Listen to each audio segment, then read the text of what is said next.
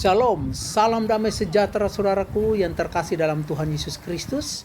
Pagi ini kita akan merenungkan kebenaran firman Tuhan dengan tema Life Must Go On yang terambil dari Filipi 3 ayat 13 sampai ayat 14. Demikian bunyi firman Tuhan.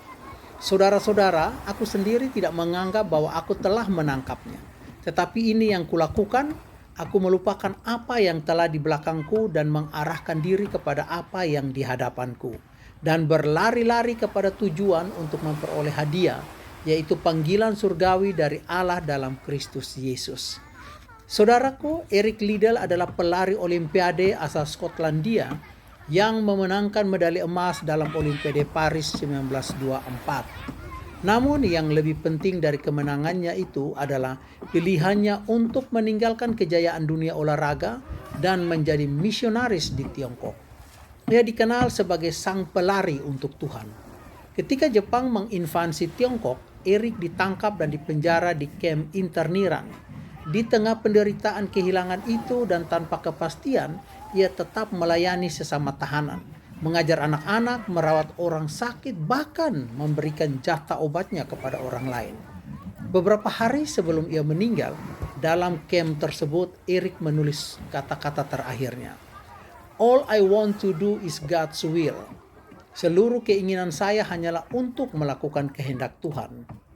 Hidupnya seakan berkata, life must go on, not for my comfort, but for God's calling.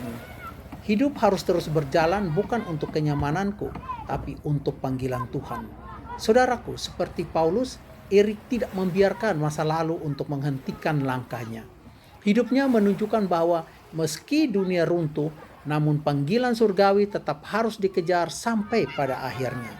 Saudaraku, melalui teks firman Tuhan pagi ini, kita melihat beberapa kata kunci penting, yaitu pertama, kata epilantanomenos dalam bentuk partisip aktif yang berarti melupakan. Hal ini menandakan tindakan yang dilakukan secara terus-menerus untuk tidak lagi mengikatkan diri pada masa lalu. Yang kedua, kata epektenomenos juga dalam bentuk partisip aktif yang berarti mengarah kepada. Hal ini menyiratkan gerakan aktif ke masa depan. Dan yang ketiga, kata dioko yang berarti berlari mengejar. Kata ini berasal dari dunia atletik yang menggambarkan intensitas dan fokus penuh untuk mencapai garis akhir. Saudaraku, Paulus menunjukkan bahwa kehidupan kekristenan bukanlah tentang diam di masa lalu, tetapi tentang sebuah tindakan secara terus-menerus bergerak ke depan dalam panggilan surgawi. Secara historis, surat Filipi ini ditulis oleh Paulus dari penjara di Roma. Dalam keadaan terpenjara, yang mana seharusnya Paulus bisa saja menyerah karena merasa ditinggalkan di penjara. Namun justru dengan keadaan ini, Paulus dengan penuh semangat menulis 4 buah surat yang disebut surat-surat penjara atau prison epistle. Dan ia mengajar bahwa iman kekristenan adalah iman yang bergerak. Bagi Paulus, hal ini bukanlah sebagai bentuk pelarian dari realitas, tetapi merupakan penyerahan diri secara total kepada rencana Allah yang terus-menerus, yang berlangsung meskipun ia menghadapi luka dan kehilangan. Jadi saudaraku, di dalam Kristus hidup tidak akan berhenti pada masa lalu. Kegagalan juga tidak akan bisa mematikan masa depan kita. Bahkan penderitaan sekalipun juga tidak akan bisa menghapus pengharapan kita kepada Tuhan kita Yesus Kristus.